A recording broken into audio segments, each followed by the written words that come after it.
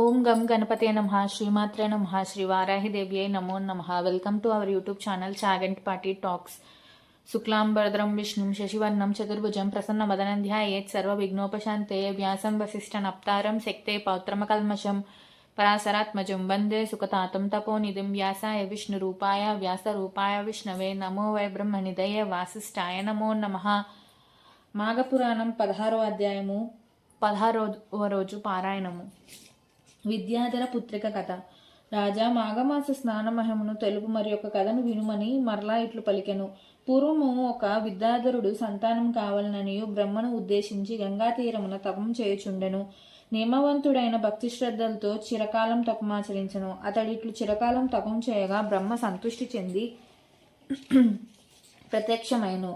వరములు ఇత్తును కోరుకోమనను. పుత్రునిమ్మని విద్యాధరుడు బ్రహ్మను కోరెను. అప్పుడు బ్రహ్మ, నాయన, నీకు పుత్ర సంతాన యోగం లేదు, అయినను నీ తపముఖం మెచ్చి పుత్రికను అనుగ్రహించుచున్నానని చెప్పి అంతర్ధానం ఉందెను. తర్వాత విద్యాధరునకు పుత్రిక కలిగినది. ఆమె ఉత్తమ లక్షణములు కలిగి ఉండెను. ఆమె పెరిగి పెద్దదయ్యను. మిక్కిలి సుందరి అయి సద్గుణాన్విత కన్యవారికిను తనను చూసిన వారికిను సంతోషం కలిగించుచుండెను. విద్యాధరుడును ఆనందమును కలిగించు ఈమెనెవరికో ఇచ్చి అత్తవారింటికి పంపజాలను, వివాహం చేసినను అల్లుణ్ణి కూడా నా ఇంటనే తెచ్చుకుందును అని నిశ్చయించుకున్నను. ఒకనాడు ఒక రాక్షసుడు ఆమెను చూశాను. ఆ రాక్షసుడు దేవీ భక్తుడు, ఎన్నో దివ్యశక్తులను సంపాదించను, కోరిన రూపం ధరింపగల శక్తిని కూడా సంపాదించను. ఆ రాక్షసుడు విద్యాధర పుత్రికను చూసినంతనే ఆమెపై మరలు కొనెను. ఆమెను ఎట్లయినను వివాహం చేసుకోవాలని తలచెను. ఆ రాక్షసుడు మిక్కిలి శక్తిమంతుడు. శివుని తపముచే మెప్పించి శివుని శూలంను కోరి పొందెను. శివుడును వానికి శూలం నిచ్చుచూ, ఓయి, ఇది నీ శత్రువునకు ఆధీనమైనచో నీవు మరణింతు అని చెప్పి ఇచ్చెను. వరగర్వితుడైన రాక్షసుడు, నన్ను మించిన శత్రువు ఎవ్వడు, నా ఆయుధము శత్రువుని ఎట్లు చేరినని తలచి వరదాన గర్వితుడై ఎవరిని లెక్క చేయక ప్రవర్తించుచుండెను. అట్టి రాక్షసుడు విద్యాధర పుత్రికను చూసి, సుందరి, నన్ను వరించమని అడిగెను. ఆమెయు నా తండ్రిని అడగమని చెప్పెను. రాక్షసుడు విద్యాధరుని వద్దకు పోయి వాని కుమార్తెనిచ్చి వివాహం చేయమని కోరెను. విద్యాధరుడు వానికి తన కుమార్తెనిచ్చి వివాహం చేయుటకు తిరస్కరించెను. రాక్షసుడు చేయునది ఏదియూ లేక మరలా వచ్చెను. విద్యాధర పుత్రికను హరించి సురక్షితముగా సముద్రం కిందనున్న తన ఇంట నుంచెను. శుభముహూర్తం ఆమెను వివాహం ఆడదలచెను. విద్యాధరుడును తన పుత్రిక ఏమైందని విచారించుచుండెను. ఆ రాక్షసుడు బ్రహ్మ వద్దకు పోయి తన వివాహమునకు మంచి ముహూర్తము చెప్పమని అడగగా, బ్రహ్మ 8 మాసముల తర్వాత మంచి శుభముహూర్తం ఉన్నది, అంతవరకు ఆగమని చెప్పను. రాక్షసుడు అందులకు అంగీకరించెను. అతడు విద్యాధర పుత్రికతో 8 మాసముల తర్వాత శుభముహూర్తమున నిన్న వివాహం ఆడుదును, ఈ లోపు నిన్నేమీ బాధింపను, నీవు కోరిన వస్తువులను తెచ్చి ఇత్తుననగా ఆమె ఏమీ మాట్లాడలేదు. రాక్షసుడు మరలా అడగగా, నాకిప్పుడు ఏమీ అక్కర్లేదు, ప్రతి సోమవారము సాయంకాలమున శివుని దర్శించి వ్రతమున్నది, దర్శించి పూజించుటకు శివలింగము ఎచ్చటనున్నదో చూపుమని అడిగాను. ఆ రాక్షసుడు పాతాళంలోనున్న హటకేశ్వరుని చూపెను. విద్యాధర పుత్రిక ఆ రాక్షసుని అనుమతితో శివ సందర్శనముకై ప్రతి సోమవారం పాతాళమునకు పోయి వచ్చుచుండెను.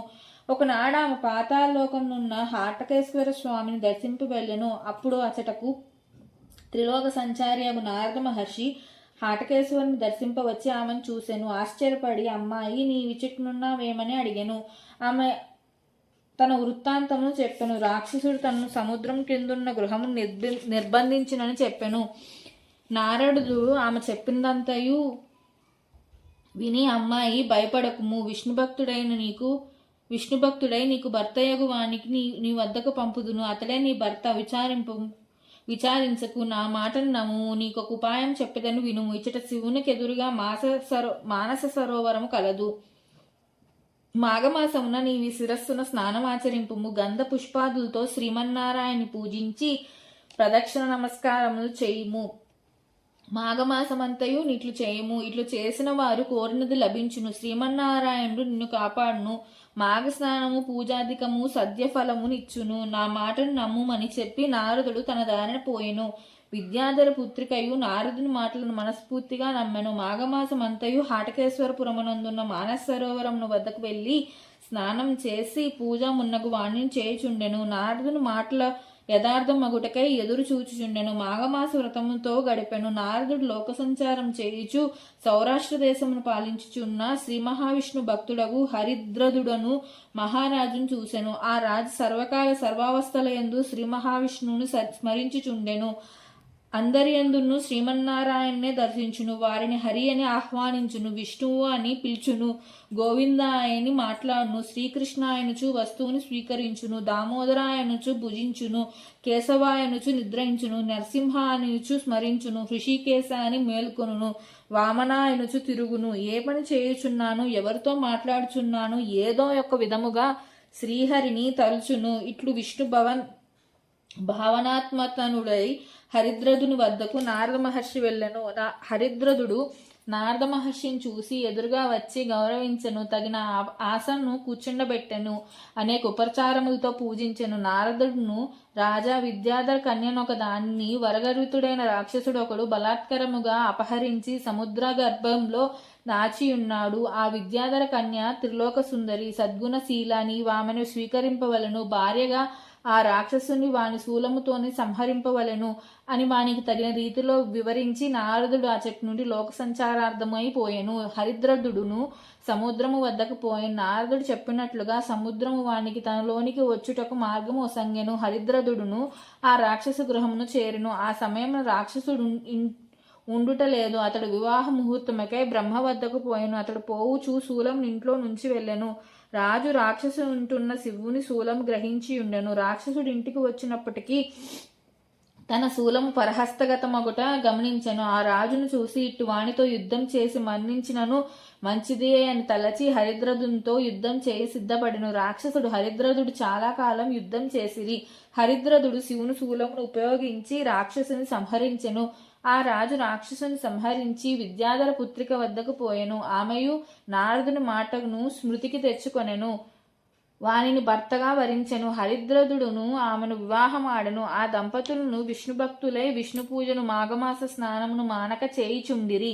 చిరకాలము సుఖశాంతులతో శుభలాభములతో జీవితమును గడిపి శ్రీహరి సాన్నిధ్యమును చేరిరి అని వశిష్ఠుడు మాఘస్నాన మహిమను దిలీపునకు వివరించెను.